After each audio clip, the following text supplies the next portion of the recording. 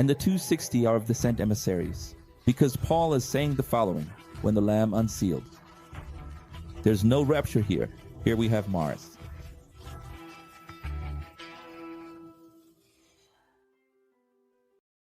"72nd. Class of 72, finally, we've reached the last training. Class. Yes.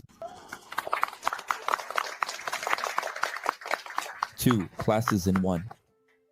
The precision of dual and just creation, which we call the perfect sieve, and the second. Who created God? The greatest sieve of ego, listening. Because listening is almost always an exercise, an empathy, a sense of empathy. Speaking is rarely empathy. Wise is the one who transforms speaking into empathy, because he speaks to teach, to advise, to share information that could be sold or exchanged for benefits, for example. Do you know what that means? That it's rare for what comes out of our mouth is for someone else. Almost always what comes out of our mouth is for ourselves. And what we hear is rarely for ourselves, it's usually for the other. That's why God gave us 2 ears and 2 eyes, so we can see a lot, hear a lot.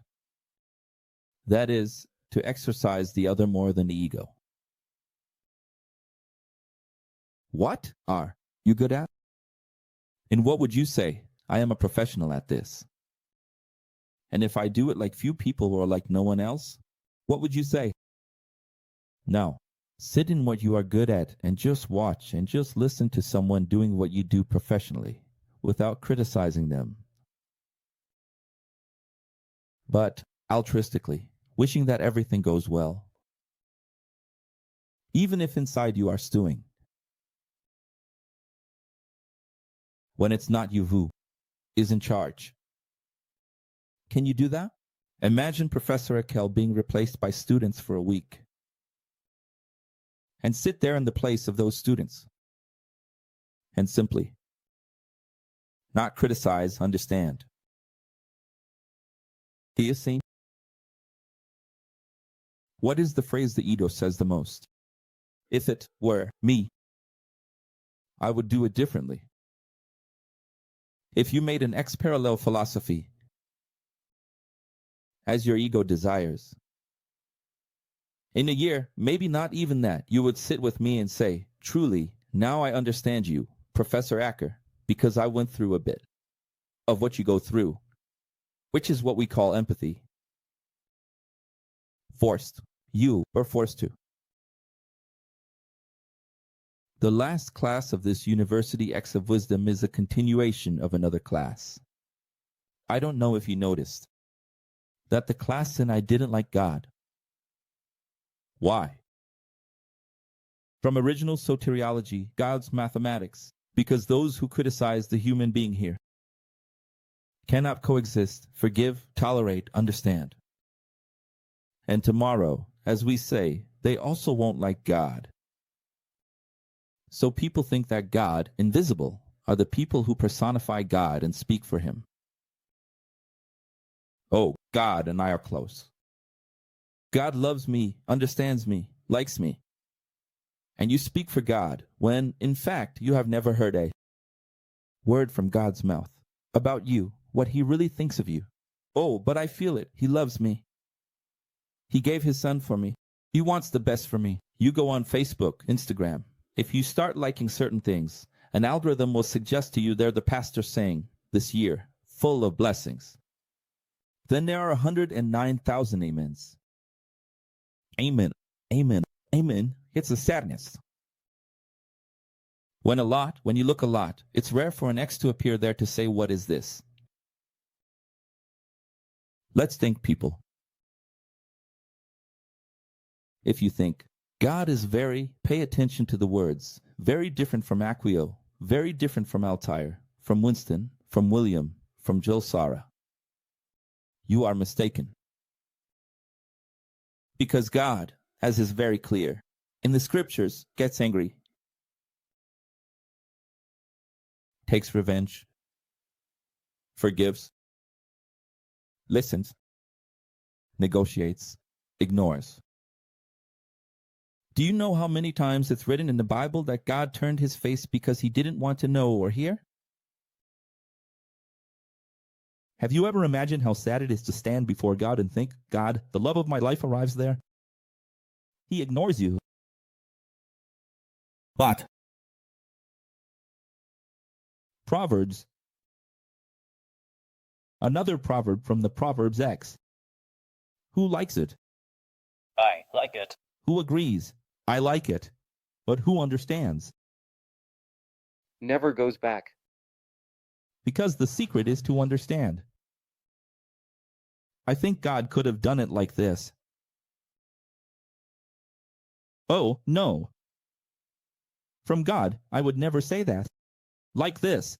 But from Professor Acquio, from the man. From the man, I say. From the man, I criticize. From God, I would never criticize. So, I am part of the Assembly of God Church. There, I criticize the pastor. I criticize the head pastor, the leadership, the creed. I am from the Catholic Church and I can criticize the Pope. I can like one Pope and not like another. But not of God. God, never. I would dare to criticize him. Do you see the size of the trap? Do you really think that if you criticize a person who is your brother, you wouldn't criticize the father too? I won't say who, but there are some people, I won't say who. But there are some people here on the mothership. One day they said to me, Professor, we speak ill of everyone here, except for you. I said, you don't realize how wrong that is. What's the point? Do you have any idea how many people have been taught to only respect a cow? And what's the point? Come live with me for a week to see if you'll still respect me. If I don't end up giving about 3 sermons a day. Imagine if Acquio, who is Acquio, doesn't accept being loved at the expense of the people. Imagine if God accepts horizontal love. Imagine God. So let's understand that. God and our image and likeness. Ah, but he is perfect. Yes, he is perfect in the sense of being just. Now, can man achieve justice? Look, Enoch. Look at the lesson we had here about in Rotep and Enoch, a man who reached such a level of justice that God took him for himself. What did God say about Job? A man who was upright, blameless, just, who always turned away from all kinds of evil. So, can man achieve justice or not?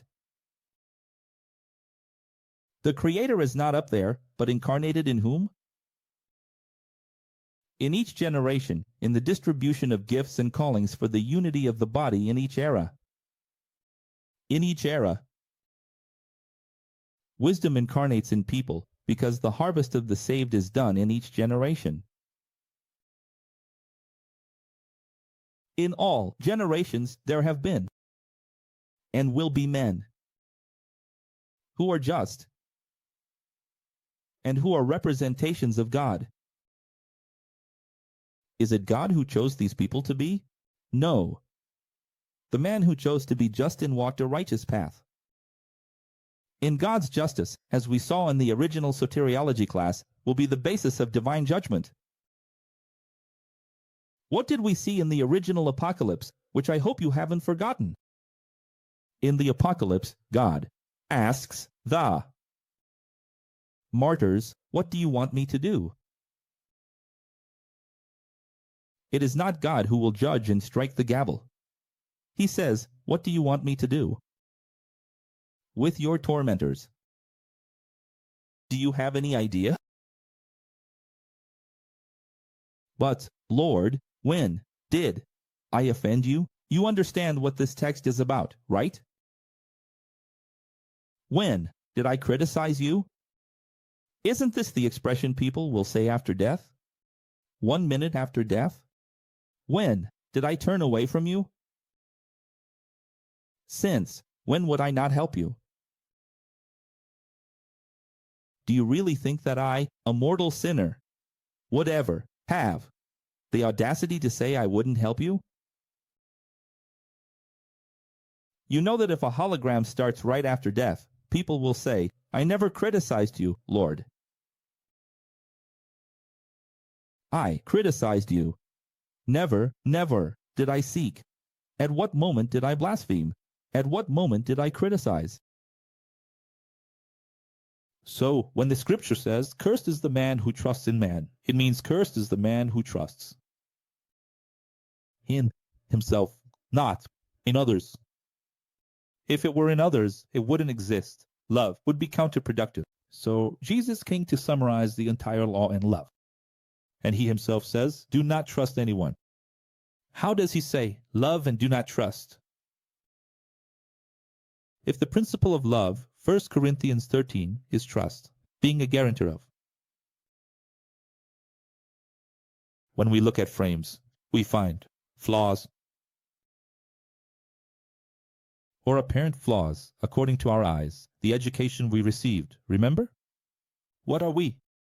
Genetics received, education received. But when we see the whole, which is holistic, we see the entire movie, then we begin to see the perfection of the story. That's why it's written all. Things work together for the sieve to be perfect. Why is it written that all things work together? Because everything good, everything bad, is for the same purpose. This is God's scissors. In all of you, many times, Friday said, did it say or not, did it? Because God made it that way. Because things are like that. If someone says it didn't say, they're lying. This voice can today be silenced, quieted within you, because today you have control over yourself in evolution. But it speaks. It's a basic philosophical process there. Philosophical. Is it a sin to philosophize? No.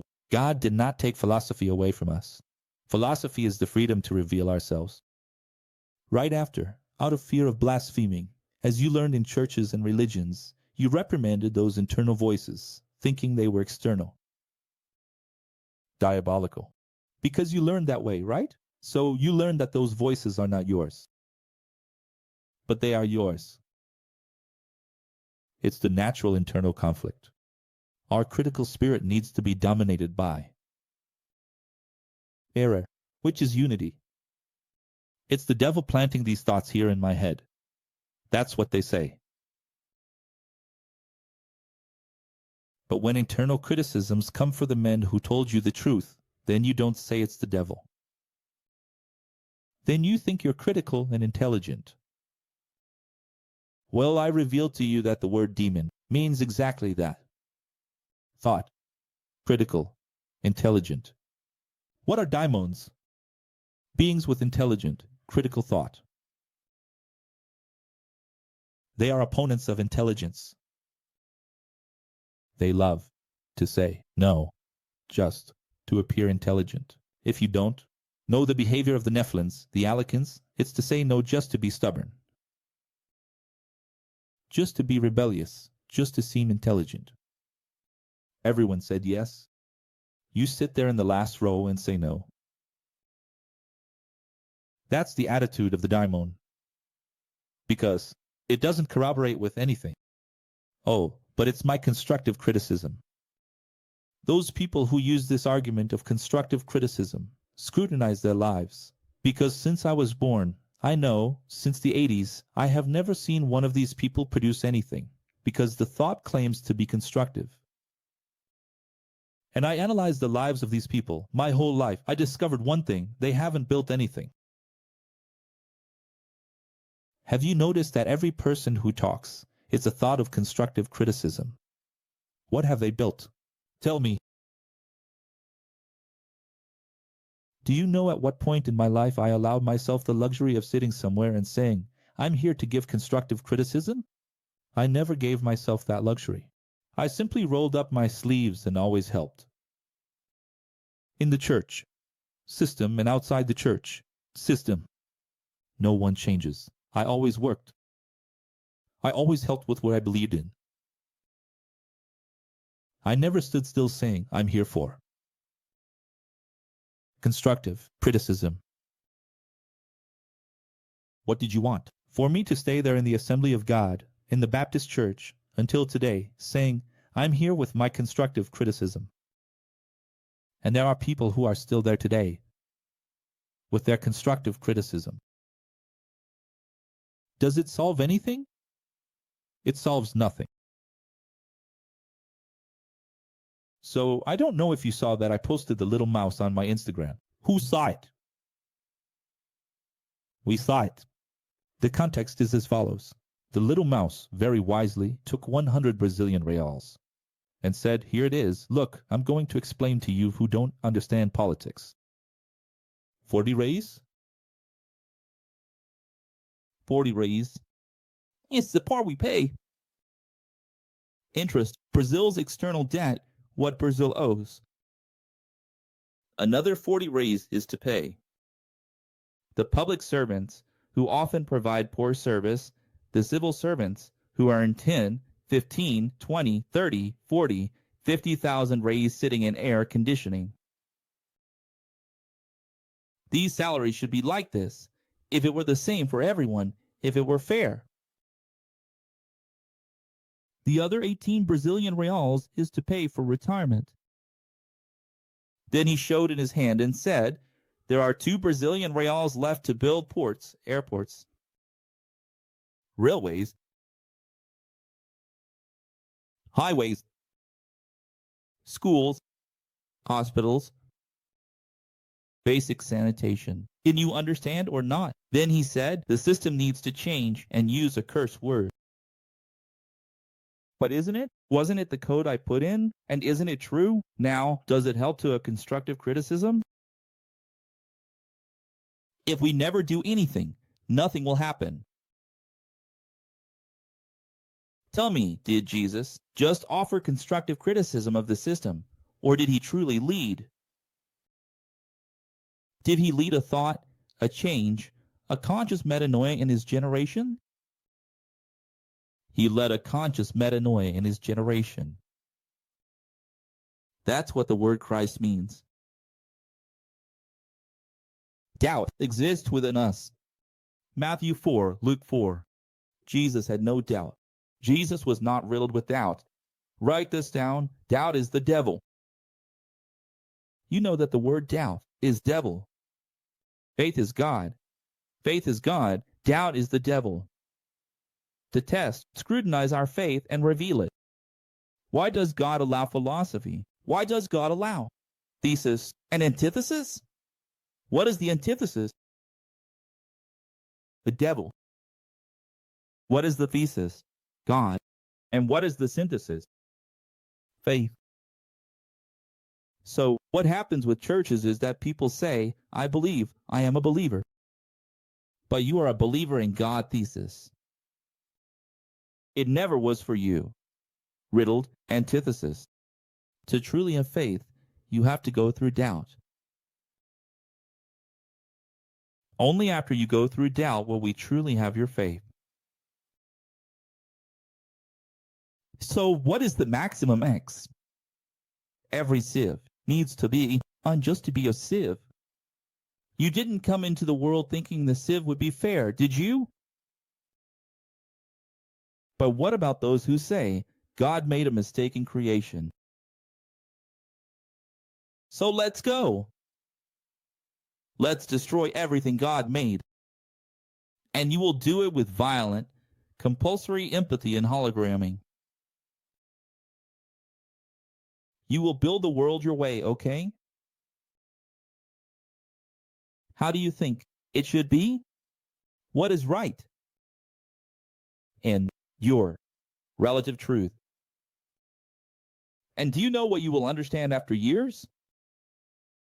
that God's creation is, indeed, exact? Why do you think re-hologramming exists? Exactly so that man can create his world his way. In hologramming. I don't think it should be like this. And after you accept, after you access, all omniscience, that is, switch heads, brains, minds, consciousness with every human being who has passed through this world. After you incarnate, I'm talking about folks in nanotime. Nanotime, chronos, you incarnate in the body of an Egyptian, of an Indian, of a Chinese, an Indian, a Mayan, an Aztec, an Inca, a European, a Jew, an Arab, a Palestinian, a person with disabilities. Can you understand or not? After incarnating in all these bodies in nanoseconds, then you will understand the precision of God's creation. Today, we see millions of people who have left the church hurt. And they say, I no longer believe in the Bible, nor Moses, nor Genesis, nor Revelation. So it doesn't help. You will show it there. For him, it's here. Original Genesis. Come and discover the University of Success. Free, that Professor Ackle made for you. They will graduate in 3 months. He will say, I don't believe in any of this anymore. I have doubts. I don't know anymore. If he has doubts, he is going through the devil's phase. What is doubt? Devil. So, if it was from the church, everything was God. God, God, God, God, God. Everything was God. You saw God in everything, the deification of things. You leave the system, think your eyes have opened. You see the devil in everything. You demonize, satanize. Everything is the devil. That's why it conspires. Why do you think a person right after leaving the system starts to conspire? Because the devil starts to appear in everything. I always compare it to a couple's relationship that was going very well. One day the woman discovers the betrayal. Then what does the woman start to do? Neurosis. What happens to the woman? Paranoia occurs. Things start to appear where they don't exist. Because one day she was betrayed, so her mind will have to heal. And that's how it happens with the consciences that leave the church. She leaves the church and doesn't believe in anything anymore. Well, then zero would have to be your starting point. If you were to make the world your way, listen well. Zero would have to be your starting point as well. But I'm not going to call it zero. It will be the same thing. It's the null. It's nothing. The one would have to be the unit. What would you call it? It doesn't matter. The two would be duality, the binary pattern. The three would be formation, stability. And would the numbers be reinvented? Geometric shapes, patterns, order, cosmos. Would everything be practically the same? At the end of the story, you would find that everything would be practically the same, even if you fought. In your time of being God. To prove otherwise. Have you ever imagined if we undid all the algorithms and all the characters and all the numbers? We would end up in the same place. What did we learn in class? 71? Everything is a system. The X is transforming. The X is not transforming. The X was born in a system. God is a system. His kingdom is a system. Your body is a system. And then, in one of those classes, at the very end of it, what was the class? I talked about unity. It was original ufology. Every unit is dumb, original ufology. Every unit is dumb and blind, is that it? Every unit is dumb. Comma. We are that unit. That, even though it can be headed, you make it headless. It's 1 Corinthians 9. What do you think Paul is teaching? In 1 Corinthians 9, I became all things to all people for love. I became a slave. To the legalist, I became a legalist. What is he trying to say with that? He is trying to say that to save the world so that all, as many people as possible, walk with us until the end. We are capable of becoming anything for them. Anything. And for that, we have to, even having a brain, not have one. Professor, are you asking me to be alienated, an idiot, to follow the philosophy blindly? That's what I'm asking of you. Because that's what I do when I sit in this chair here. Because that's what I've been doing since I started all of this. Denying being intelligent, shrewd, a serpent, for my own benefit. Most of the time, denying the benefit I could have. So you have to do the same. Because in an orchestra, the violin can only play at the volume it was given. If the drums overpower, where are the violins? What would become of a text if one letter were bigger? What would happen to an equation if the number were too small? What would happen to your screen now if a pixel screamed, jumped, and ran away? What would become of a soccer team or any other sport if a fullback wanted to be all the players? Can you understand that you have to overcome your ego and stay in your little corner, which was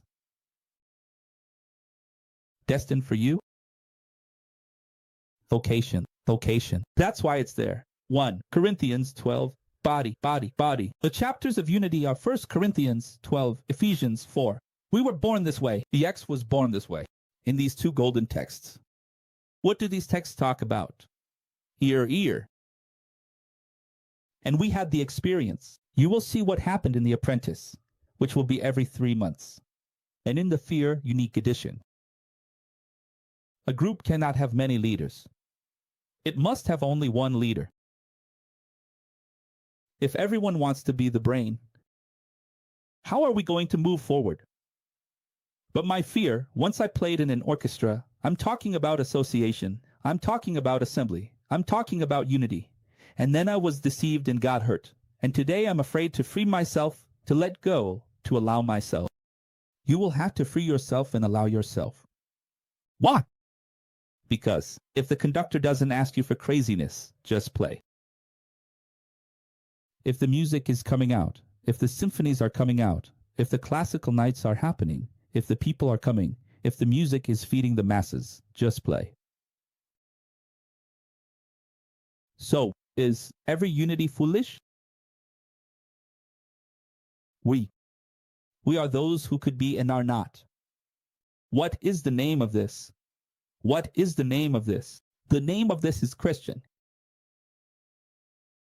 Jesus, he could have been king, a white horse, a sword in hand, an army behind him, saying, let's overthrow Arenaska, Iphas, Herod, Pilate, and then I'll go to Rome and overthrow Caesar and be the king of the world. Jesus chose a little donkey without any sword. 2 little swords. They must have been rusty. He could have been king. He had everything. Do you know what Jesus had? Jesus had fame, prestige, status, people at his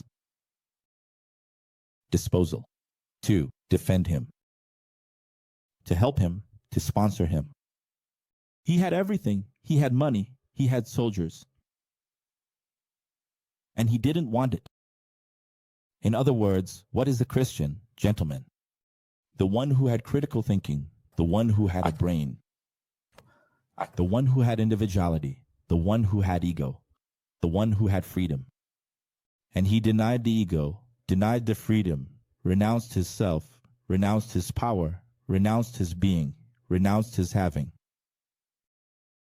to live in school, church, and unity. Can you understand or not? Do you see? If you don't do this, you'll never get there. You were not called to think. I think. It's not about thinking. So we are all under the owner of the truth. There is no owner of the truth. There is a spokesperson for the whole. The whole, together, makes, builds, accomplishes, moves. The more united the people are, the less they need a leader. But a leader is needed because the people are never united. Tell me the truth. A father has 12 children. Does the father need to keep correcting the children, holding meetings at the table, in the living room, in the bedroom? If all the children were united and fulfilled the purpose of making their father proud, would it be necessary? No. So understand. It's a mystery that there is a school and a teacher. Why? Because your ego needs discipline. And on your own, with self-criticism, you won't be able to master it. Those who are not willing to live in unity are not qualified for the kingdom, because in the kingdom itself, God's promise is, I will put my law in their conscience. And this law is exactly this principle that we are all a device that needs to be connected to the same server. But I wouldn't make people be born with disabilities. Forgive me, Akil. For me, it won't work. Nor would I allow indifference to be born, nor would there be evil in the world. In my world, there would be no differences. Everything would be equal and fair. Another says, I would never look down from heaven and see a child, my creature, crying, suffering, and not respond. Another says, if God already knew everything was going to happen, those who would be lost and those who would be saved, why, even so, did he create us and put us here as a test? Wouldn't it be easier to go straight to the end? Saving only the good souls? I've heard this phrase, you know, God, so many times since 2012. There was a former pastor who used to walk with me from Sao Paulo. He was with me constantly. One day he looked at me and said, Professor, do you really believe in everything you say? You have no idea these things. When someone reveals themselves like that, when someone strips down in front of me, like that, to me, that person is done. If he knew what was going through my mind at that moment when he said that, I looked at him and said, it's over. I was building an image of him. Unless he tore himself apart and said, there was a lapse of Satan in my head, forgive me. Another time, I was walking with another person. They walked with me, up and down. They walked, traveled with me, traveled. One day this woman said to me, Professor, what if God is actually an extraterrestrial from another planet and we're all lost? Because you all always walk with me. This was many years ago, many years ago. Can you imagine? How difficult it is to teach people to walk with them and they don't understand. And this question here, look, how many have I seen saying this here? If God already knew everything that was going to happen, why do we have to go through all this? Why not just go straight to the end? Because God is morbid. He takes pleasure in our suffering. So, in video lesson 72, will you now have the great revelations about the accuracy of creation prepared? Great revelation.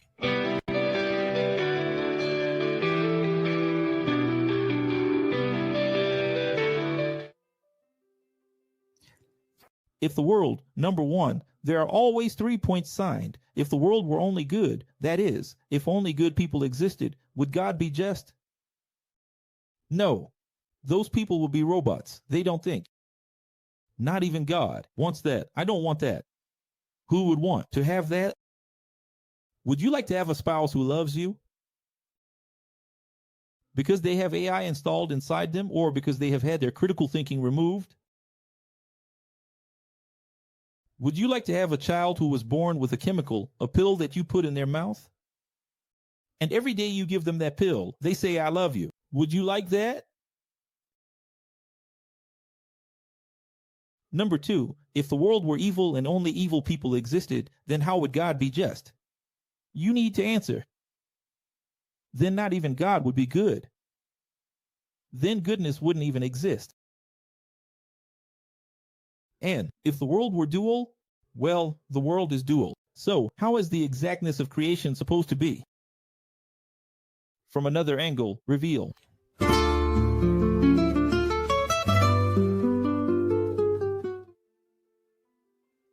The world, where God always intervenes. If it were a world where God intervenes at every moment, the Almighty, it's the Jim Carrey movie. The prayer reaches heaven, he receives the request, and intervenes like the genie in the lamp. If it were like that, would it be fair? Would we evolve? Would we learn anything? No. Would life make sense? So, is the life that churches propose to people this easy, sweet, and childish life true? No.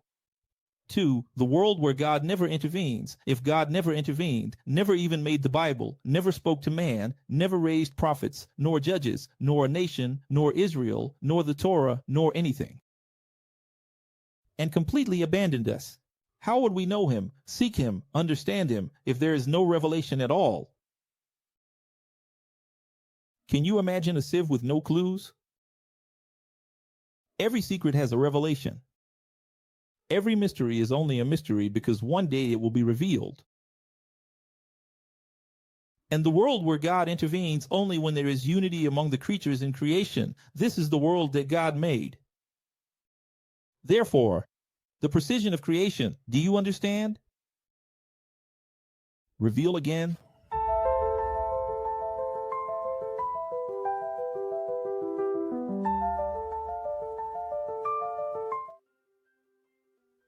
Already make the world perfect without going through duality and evolution. Why didn't God make everything perfect from the start? If God made everything perfect, how would we understand the Creator? How would we understand creation? Would you really want children who are born already understanding everything? No matter how difficult it is. For a mother, for a father, for their children. To suffer, to one day learn on their own and truly recognize their parents? Isn't that exactly the beauty of life? What beauty is there for the Father, meaning Creator? To simply make us perfect without going through everything we go through. Avoiding our evolution. 2. Create an imperfect world and never transform the world, but leave it in the hands of men. What sense would that make? The world would end, it would destroy itself. There would be no standard. There would be no a target. We would have no target. If there's one thing I've always taught you, the greatest filter that exists for human beings is freedom. There is no greater misfortune than freedom. Why is this generation now in such a way that they don't settle in marriage, don't settle in jobs, don't settle in work, don't settle in a city, don't settle in relationships, don't settle in anything? Not even friendships, nothing is built, everything ends so soon. Why? Freedom. Too much freedom. The person gets lost, becomes confused. And now, what is good for me? Then they start experimenting. A, B, A, B, B, A, B, C. Goes to A, goes to B. Any no she receives, any negative word, any bad sign, she goes back to A. Goes to B, and so she keeps going back and forth and doesn't evolve because she keeps running away from problems. We were not made to run away from problems. We were made to solve problems. 3. To create the imperfect and dual world in human evolution until the great global and universal transformation. That is the purpose. Is there anything more beautiful than me telling you that we ourselves are the ones who will transform the world? Is there anything more beautiful than reading the Bible and saying God and his angels? God and his angels, the angels are himself, his omnipresence. Who is going to transform the world? Man himself. The apocalypse. Isn't it the narrative of what man is going to do? I'm talking about the bad. So, for the good, it's the same thing. Just as the apocalypse is the narrative of what man will do for the bad, in the same way, man will create new heavens and a new earth. Not mystically. We are going to transform the world. And this is going to start now. Why do you think there's the 2030 agenda? Because the beginning of all this is the transformation of man. What's coming? Telepathy. What's coming? Rejuvenation. Immortality. According to the laws of physics, what we consider cold is actually the absence of heat. Because absolute zero is the total and absolute absence of heat. All bodies become inert, unable to react. But cold does not exist. Does cold exist or not? Is it a concept? Does it exist? Technically, no. Similarly, darkness is the absence of light. Does darkness exist? Yes and no. Darkness is a term that man created to describe what happens when there is no light present. Similarly, evil is the absence of God. And then comes the Catholic Church with Augustine to prove that God is not evil. But he gave the opportunity for evil to exist. Is there an absence of God? No. For God to be, he is delta 1, 1, 1. If God exists, let's philosophize, he needs to be God. This is unanimous theology, omnipresent. Otherwise, he is not God. Otherwise, he is another extraterrestrial being from another planet like ours, just a bit more evolved. To be God, he needs to be omnipresent.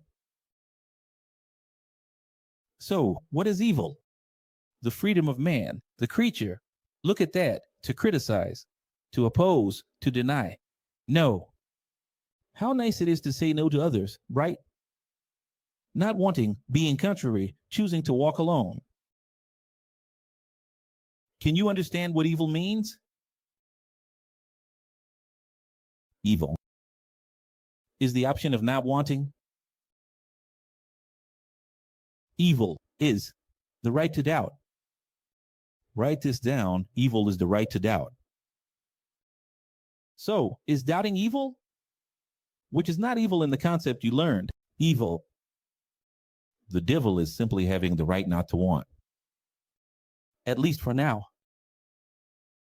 I still don't want to. Contradictory. Contradictory. The contradictory. That's why we have the terms that churches got wrong. By personifying. What is the devil? Enemy. What is Satan?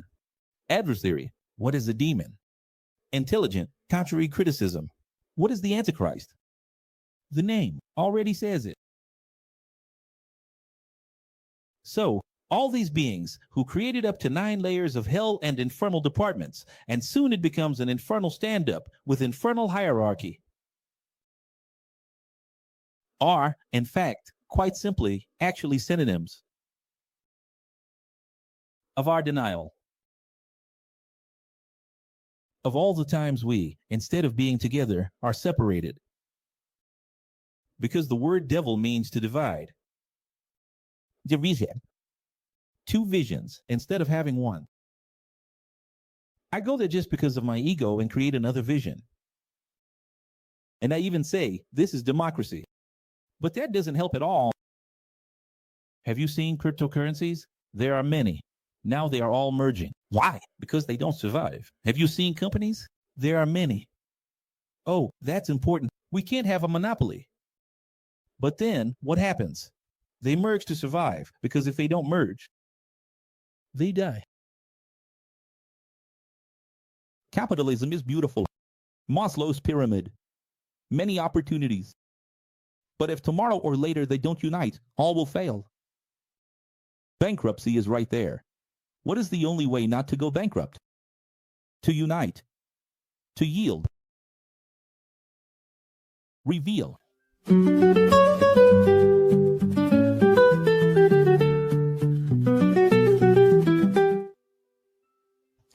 Have you ever imagined if God had done a little better?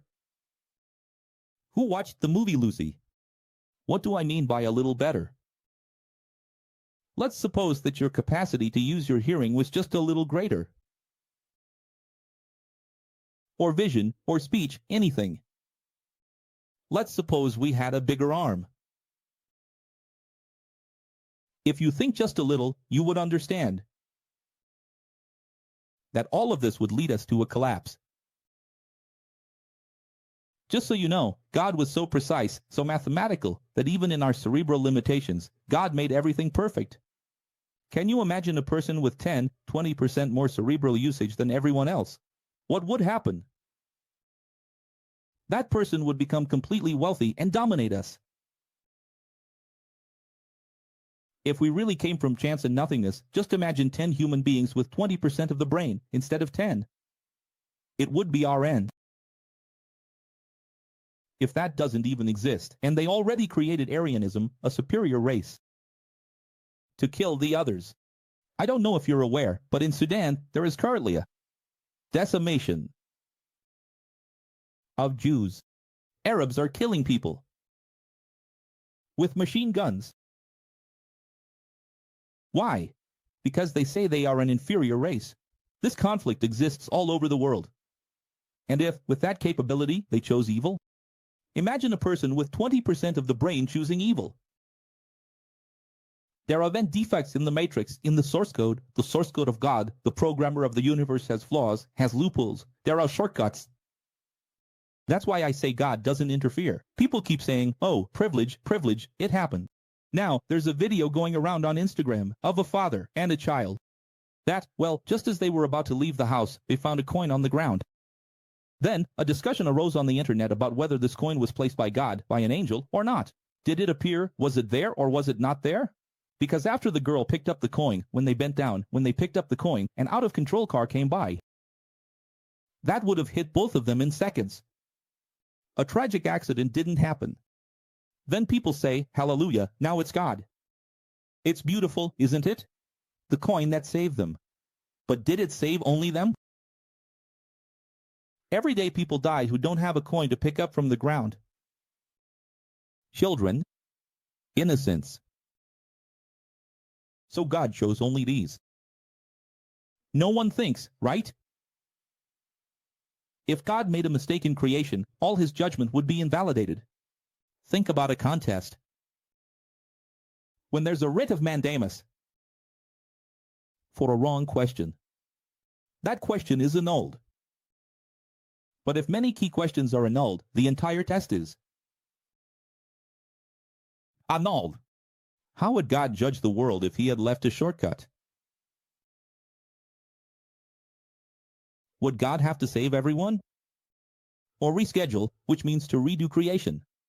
Let's start from scratch. Let's redo another contest. Have you noticed that everything is also in the ideal proportional size? Just as the earth is the ideal size for water, water for wind, and wind for fire, the four elements. It's the water planet. But have you noticed the magnificent proportionality of things? Have you noticed that if there were just a little more ocean, just a little more land, just a little more fire, or just a little more wind, we wouldn't be here? Let's go to the Young Sheldon movie. Who has already watched it? Quotes from the Young Sheldon movie. Did you know that if gravity were a little stronger, the universe would collapse? Moreover, if gravity were a little weaker, the universe would end and there would be no planets or stars. Gravity is precisely as strong as it needs to be.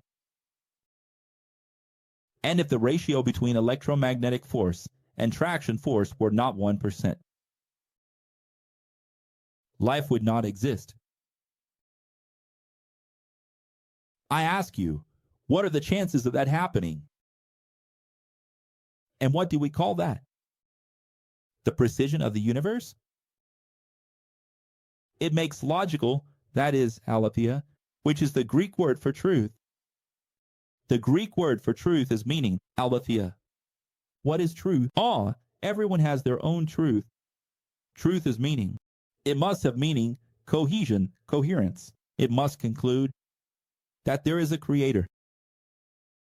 The world is perfect in the induction of duality and in the correction of duality. Yes, the world needed to be dual to be fair. Why is there duality in everything? So much is said about duality. Duality is freedom. Duality is a fork in the road. Duality is the serpent's tongue. Duality is opportunity. Even the word grace means an open door on the side. What is grace? Chance. Chance. Professor. And the scales of justice have two trays, two weights. Exactly. Everything that God intervened in was, always, without harm. His principle of justice, because when did God intervene in history? When it involves the whole, when the creature does not know the meaning, Melchizedek factor, and through the wisdom manifested by gifts, human abilities. Why is it so difficult, Professor, for me to form people, gather people, bring people together? Why is it so difficult? Why do so many people come here and not stay, and not remain with us? And will it always be like this? Because we are in interference. 3. The most difficult interference to be recognized. Because it is through cognitive abilities, through gifts and wisdom. But what you would really like is to see signs. The signs already exist, have existed, are already there. The Marxist leftists, who never understood the opposing German-Jewish critique of Marx and Marx, scissors. Folks, when I say leftist, I mean the following. I mean that most leftists, I was listening to Gallipolo's interview, I say again, most of them, also did not understand Marx. They didn't understand that there are two Jews, Marx and Marx, a pair of scissors. They think it's just one side. What? Choosing a people to privilege, they will say, at the expense of others, cannot be a plan of justice. Free Palestine, I hate Israel. That's why, for me, the Bible is nothing more than metaphors or myths. Isn't that what they say in universities today? For 70 years it was like this, but the hourglass is turning. Everything is going to change now. All ideologies will change. Why? Because now you will think from the other side. The world will start to know Marxism. Until 2024, the world knew Marxism. Now, the world will know Marxism. For now, you speak like this. Look, do you know anyone who talks like this from the universities? Choosing a people to privilege at the expense of others? I don't think so. I don't believe in the Bible because of that. It doesn't make sense to me. But who pasted the degrees of the original Torah, knew the duality and weight of the Creator's exclusive contract with Israel? And I ask you, is there a benefit there that doesn't have a downside? Is there? There's more harm than good, because men are evil, so they receive all the harm. Everything is conditional and contractual within legal duality, because if the Creator made the world, listen here, the exactness of creation, if the Creator made the world again, and hadn't chosen one nation, Israel, from the other 71, without interfering, in quotes, in history, the pagan nations, which are all defended by leftists, would be lost. And do you know why? You're an intellectual, so answer. The way the Creator made it, the pagans are saved first, and the Jews come later. Isn't that right? The last ones, after passing through the filter of your spoiled ego, having been chosen first, and apparently exclusive. Exclusivity generates ego. A mother has 3 children, and all the time she keeps saying, this one is better than you. This one turned out well. This one succeeded in life. This one is you not. What is this mother producing? Ego. But if he made the 72 nations without interfering with a special nation, there would be no brilliance in the history of his power to be feared by the nations. And there would be no opportunity for the revelation of who he is in the way he wrote and programmed history. Why? For the Creator to reveal himself, he had to choose a nation. Even if the burden was for this nation to lose its way many times. But to understand everything in the end, which is what matters. If there were no Israel, there would be no beauty and greatness in his interferences that we all know. And this would result in 72 nations worshiping trees, the sun, the moon, stars, without ever understanding the revelation of who the Creator really is. Understood? Are you having trouble thinking? This lesson is meant to be watched several times at your best cognitive state in the morning. There's no excuse. This lesson is meant to be absorbed. Watching is one thing, absorbing is another. You have to understand this. Everything is so perfect that for this, there is the biblical trap, where billions have spent thousands of years preaching the existence of an internal hell of fire, when, in reality, what is it about? Is it an internal hell of fire? No, it's about reprogramming. In a second instance, quantumly, the person will review their life, a result of pure divine love to rescue those who never understood the purpose of existence. Why does hologramming exist? For people to understand the purpose of life. Didn't understand it here, you'll understand it there. This is called hologramming. How will this happen? Quantumly. This is confirmed as we saw in the series Angels of Death by thousands of NDEs and OBs. Listen carefully. I am saying that these people here fell for the lie of hell. Then I ask you, why did God allow people to believe in a hell of fire? Do you realize how many traps there are? Everything is so perfect. Talk about precision of creation. We could talk about the precision of the Bible. And I'm not talking about the Christian or Jewish Bible. I'm talking about the Quran, Buddha Bible, every Bible in the world, because the precision of the Bibles, that they produce fear,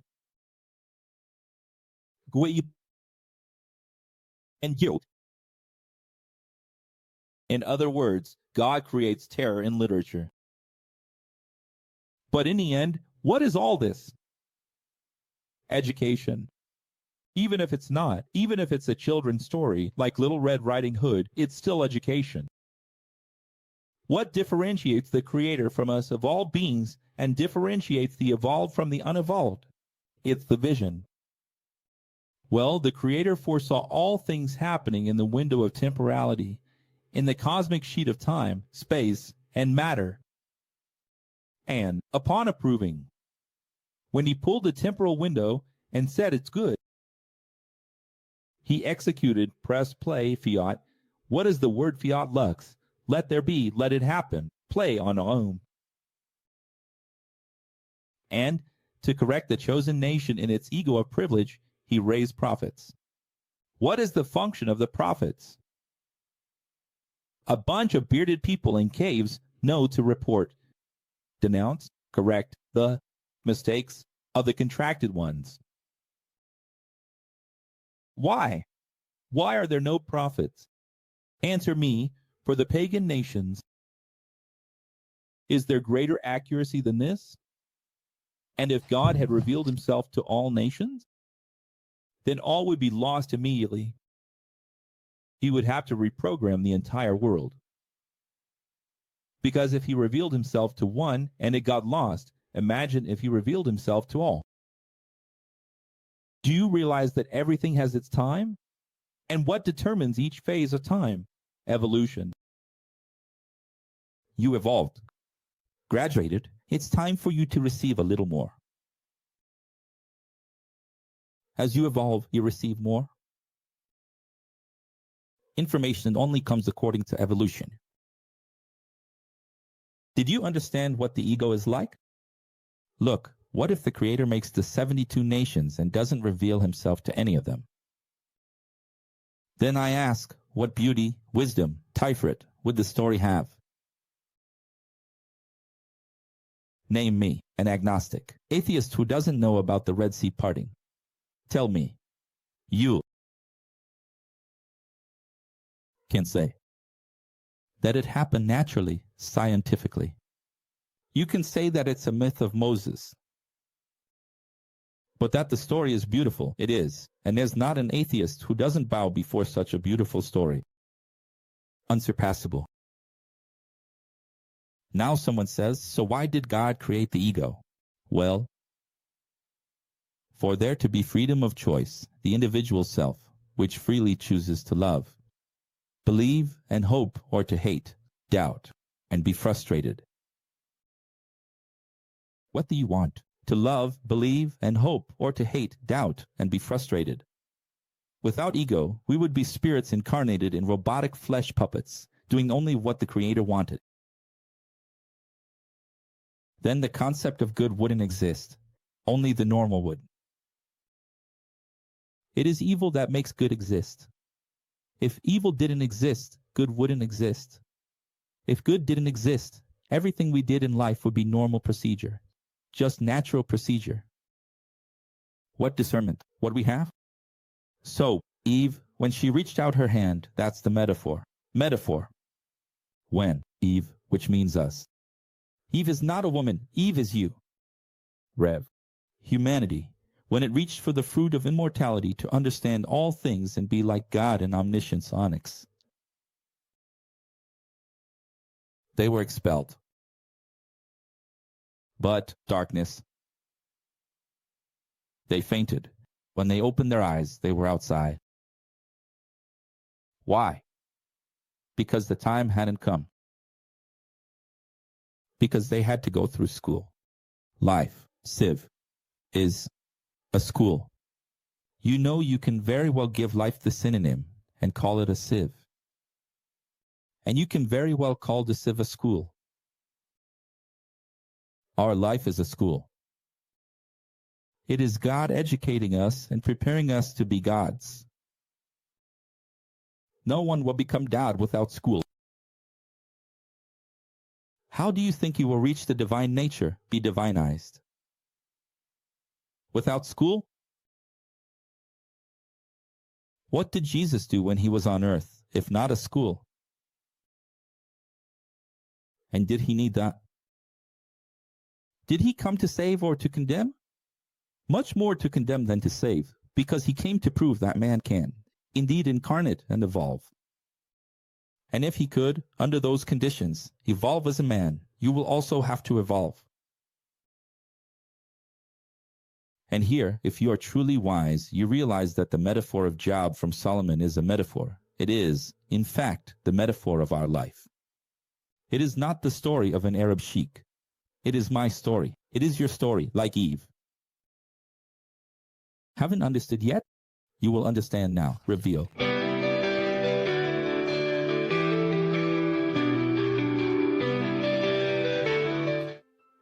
The Creator, looking through the window of temporality, thought of himself. Listen, he thought of himself.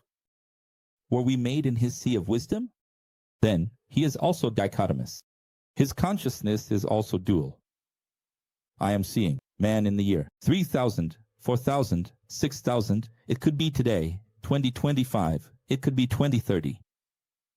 And I see that man does not have the opportunity to simply not accept my creation and his existence, or believe in life after death, and reject faith. He cannot hate, not forgive, just enjoy his life, thinking only of himself. No empathy guided, only by his interests. So, I'm going to pull the timeline here. Redo the spiritual virtual simulation. I'm going to stretch this timeline again. And now a yes, Anna. Timeline, on the timeline. I see men with ego. Even saddening me, even saddening their creator. They were free to choose and decide about their existence and future. If you haven't understood yet, this is Cho's metaphor. He is talking to himself. Your Friday says, it's easy to create a man like that who has everything. If you only do good, he will always be fair, good, and upright. But if you do evil, then you'll see if he really loves you. As a creator, if I do evil, let's put it in the first person, if I do evil, then I will truly have real love. This is the discussion in the original book of Job. He with himself, he and Satan, he and himself. I will create evil, because if I create evil, then I will truly be able to know where love exists. Then, indeed, I will be able to look at one of my creatures and say, she is just. In other words, if it weren't like this, it wouldn't be the exactness of creation. If it weren't like this, we would call those who were never just. So, a couple, very quickly, little heart, goes on Instagram, tags. This is my love, I am his, he is mine. All lies.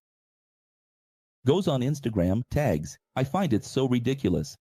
Just get married, just live. Then they go, post little things. Another one goes to the other's profile and says, oh, my love. For what? No reason. Every exaggeration reveals need. You are love. There's no need to keep writing. Professor, I don't understand. I'm trying to say that love is only love after good and evil. I'm trying to say that you call a lot of people friends, right? But they never went through the bad times with you. It's the test of presence and absence. It's the test of scarcity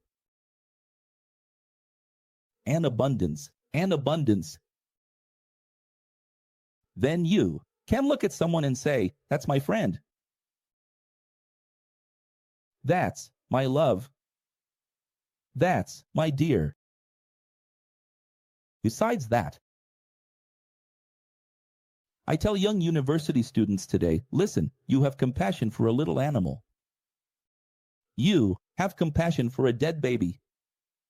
Every now and then, there are news of tragedy, right? Of a dead baby, of a little animal, dead, people who act with all malice.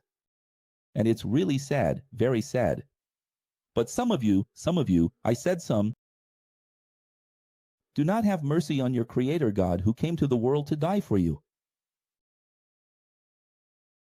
There are people who campaign in favor of suffering animals. And that's beautiful. I'm not saying, I repeat, it's beautiful. But I've never seen anyone wanting to campaign for God, who died 2,000 years ago. The only people who do that are the religious, tirelessly. But it's not from the religious that God wants to see this. God wants to see your empathy for man. Jesus. That's why the Creator chose to be a man and come in the 4th millennium. Because this story is unsurpassable. Pay attention to the word I'm saying. Unsurpassable. Tell me, one person in the world who doesn't know the story of Jesus and doesn't consider it unsurpassable, brilliant, no Messiah. No Makia, no maid, no spiritual leader, no one, not Krishna, not Buddha, no one has a story as beautiful as the story of Jesus. You can be an atheist, agnostic, atheist, but you recognize that the story is beautiful. And this beautiful, unsurpassable story is the one that no longer provokes empathy in people. And even those who raise their hand in church, saying Jesus died for me, Jesus died, never, not even once, truly exercise genuine empathy to understand what it is to be what Jesus was. And if they are not moved by this story, I ask, what will they be moved by? If the story of the cross is not capable of changing your life, What will change your life? Do you understand why the story is like this? Why is it unique? Why is it unique? Because it is unique to save you. It is unsurpassable because only it has this power. If this story doesn't change your heart, nothing else will change it. That's why I'm not baptism. The world is exactly as it should be. If the world were made again with the need to be fair, it would need to be dual. And it is. And man's choice will reveal and define his existence or non-existence. It is not the Creator who will say, you enter, you fall. But it is written, Professor, I read it in the Bible. But if you read all the passages that talk about this, you will understand. The person themselves throws themselves. The person themselves says, destroy me, kill me, because it is your own conscience that will decide who you were. And finally, who created God? The breath of the Almighty gives me life. The heavens are yours and it is yours. The earth, the world, and its fullness, you have founded them. This is used by theologians to answer the question, who created God? These are beautiful texts from Job, from Psalms. But they are only talking about the God who founds, who shapes, who creates. So it doesn't answer. Before the mountains were born, or before you had formed the earth, or before you had formed the earth and the world, yes. From eternity to eternity, in all ages and eons, you are the Creator. And then we have the wonder of the revelation to Moses. You know that Moses was the only man who saw God face to face. And then this man, he says, I just am. And that is also what theology will say. It's beautiful, but it's incomplete. To answer who created God, such a complex question, let's give a simple answer. How can it be simple if the question is complex, right? We first need to understand what creation is. Is man a creature? And he becomes a co-creator. Every child is a child and can be a father. But every father was a child and is a father. Yes or no? Yes. Man, he is a creature and he becomes a co-creator. But the Creator, which is the title God, let's understand God is a title, not a name.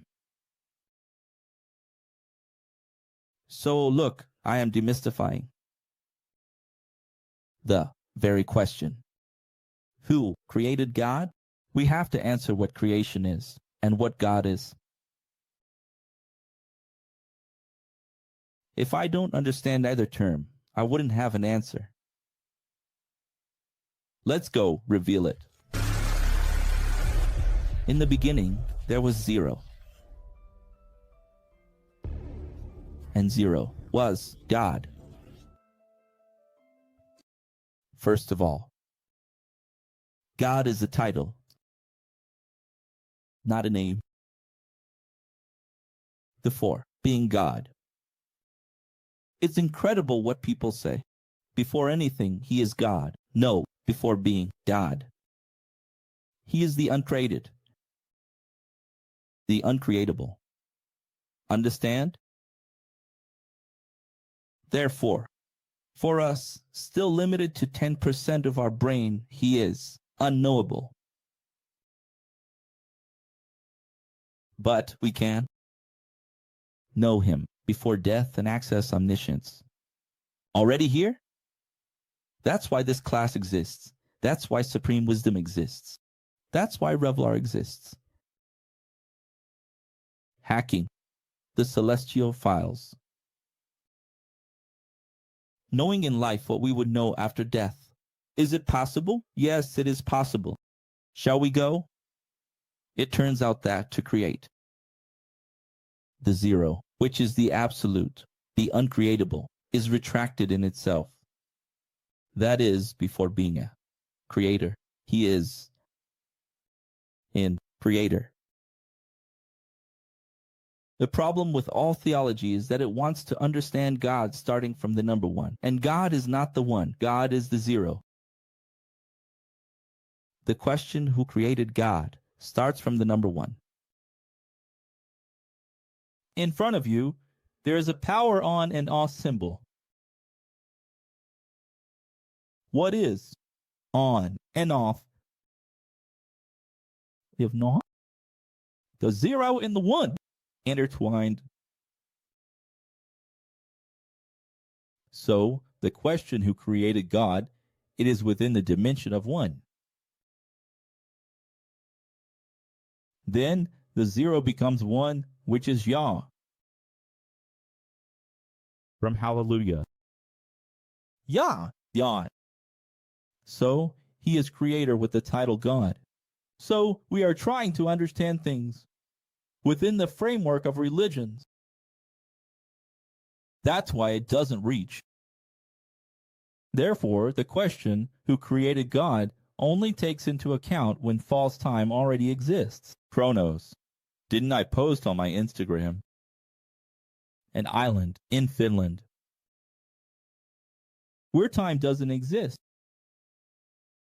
where the residents of this island hang a clock on the bridge because they don't even need a clock anymore. Because it's 2 in the morning and the sun is shining and they play ball? Does time exist? Time does not exist. Time does not exist. That is created, is ancient for God, you understand? The term God is archaic for himself. You are calling God, God, but it's the same as calling someone voice. Mister, it's obsolete to call God God. Call him the absolute. Before creating, he is uncreated, uncreatable. Before having the title God, level 1, divine, he is zero. The absolute, the whole, existence itself in him. This is signed in front of you, the binary pattern. Look there, look at this symbol. Where are you going? The 1 and the 0, which is on and off. Do you see?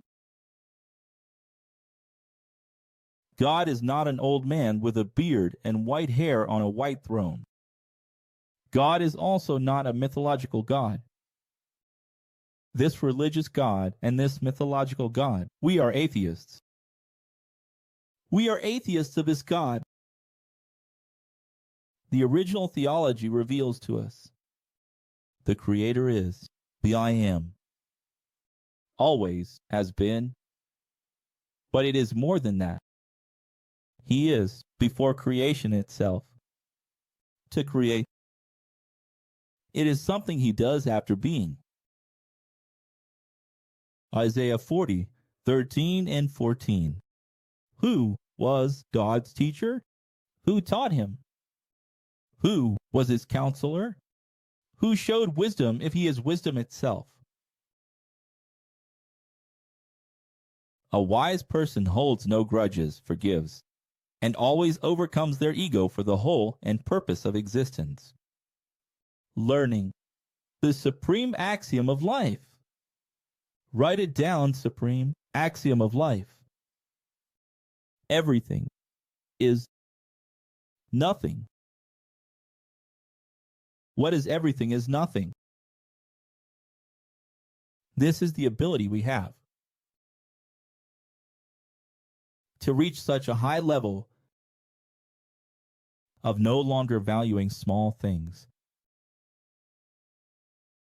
And the Creator God, who is everything and the whole, one and at the same time nothing, because he is time, creation and evolution, and he is at the same time time, which is retraction and contraction.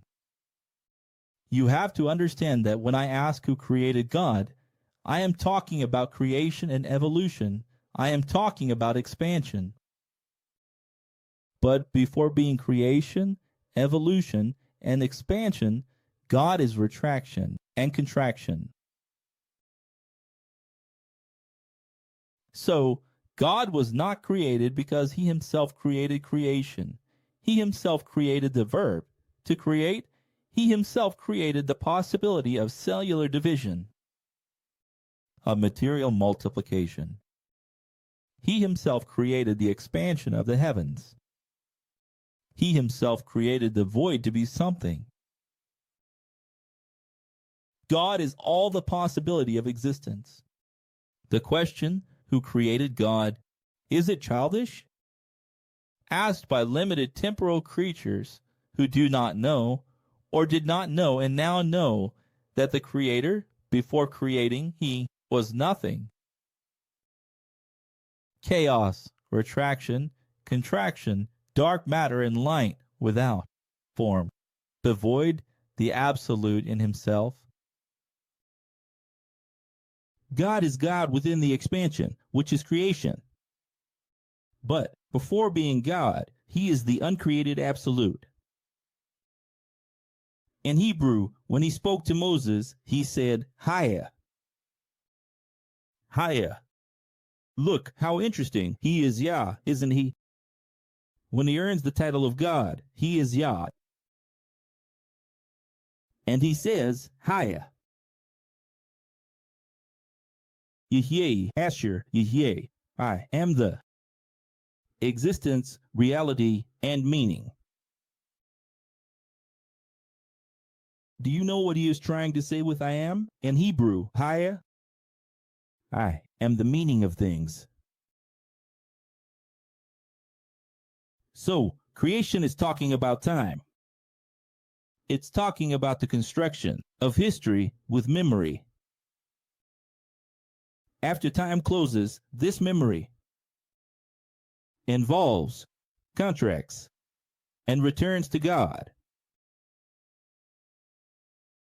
The question wouldn't be who created God, because God, before being God, is uncreated. That question is childish. Ready for the diploma? Yes. And the cap? Yes. The cap has its roots in the Middle Ages, when universities began to form in Europe. Originally, it was part of the daily attire of academics and clerics, the church as well, serving as a symbol of status.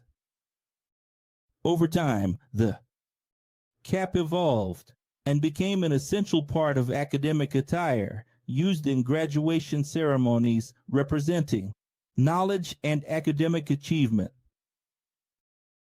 Traditionally, students wear black caps, while the bachelor wears white. Is it duality or not? Is it?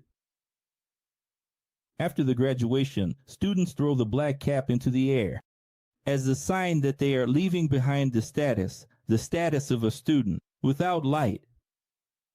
A student is an alum without enlightenment. Leaving behind my past of ignorance, of ignos, without knowledge.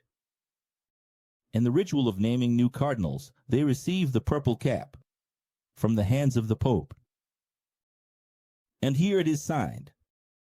Black cube, signed or not, it is Mecca, Medina, Jerusalem, Kaaba, Kabbalah. Look at the black cube here, and the tefillin on the forehead. We now graduate all the thousands of winners and victors until 2040, on the verge of the arrival of the seventh kingdom. Well, shall we go?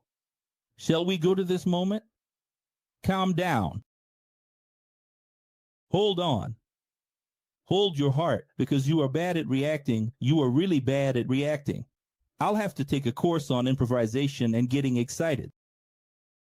I, the teacher, Here I wish, and I wish, prayer that all of you who are graduated, previously graduated, now graduated, and the other thousands who will join you by 2040 produce such numerous quality fruits. How many? Those produced by the church and school of Jesus of the first century. That's what I wish for you. In pastoral work, to graduate and not produce is to condemn oneself. To graduate and produce with consistency, which is the essential word of the entire Bible, to go until the end. To make the Creator proud that his plan worked. The last lesson is the precision of creation. Do you know who will make creation exact? The one who goes until the end. Because if people do not go until the end, the creation was not exact. His plan worked. Make the Creator proud that his plan worked. And this, indeed, is the truest proof of the precision of the creation of the absolute uncreatable, and which was previously unknowable. But after this university, 72 lessons. Now he is for all of you. Knowable. Hallelujah. Beautiful. We conclude. Graduated. 72 lessons. How wonderful. How beautiful. Beautiful or not. Very beautiful. So beautiful. And so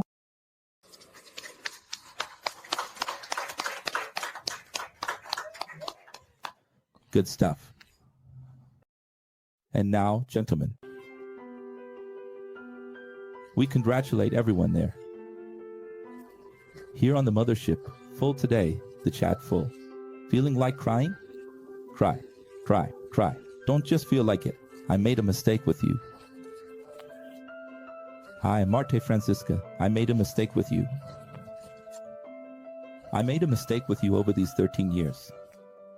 I made a mistake with you. I made a lot of mistakes. Because I taught a lot of rationality. And you have to do it like this. Look, just like Rosemary over there. Look at that. Crying her heart out. It's like this. Look, see? Just Sarah over there. Emotional.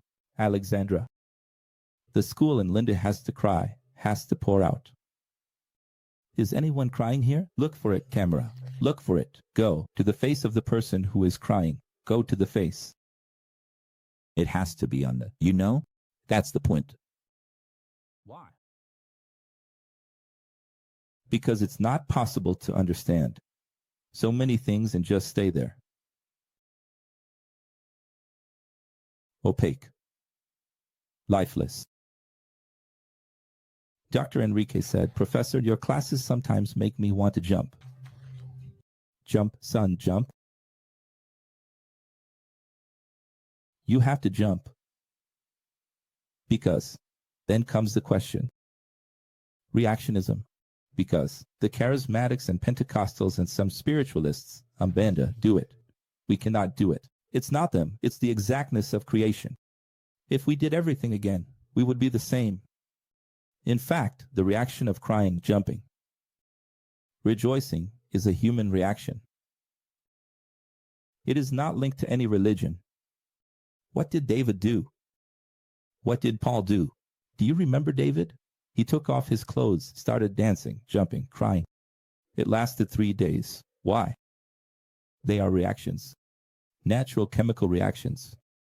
So live, feel, and pass this message to the world. We conclude, gentlemen. We conclude our mission from today. A person can graduate in Consciousness X in just 3 months. 3 months. 72 classes, 1 class per day, which lasts on average about an hour. That's 72 hours. In fact, it goes up to about 100 hours. 100 hours in which they can take 72 classes.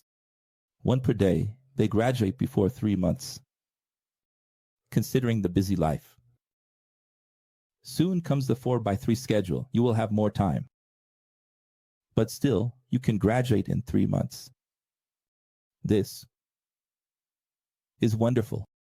And so we conclude the Reuniversity X, which will no longer be shortened, nor optimized, because it is already at its limit. From the original Old Testament, original New Testament, extra biblical degrees, original psychology, anthropology, soteriology, hamartiology, eschatology, ufology, quantum, duality, geometry, sacred, all the most important subjects in history. We conclude. 1260 missions of the sent emissaries. Because Paul is saying the following: when the Lamb unsealed the fourth, there is no rapture here. Here we have Mars,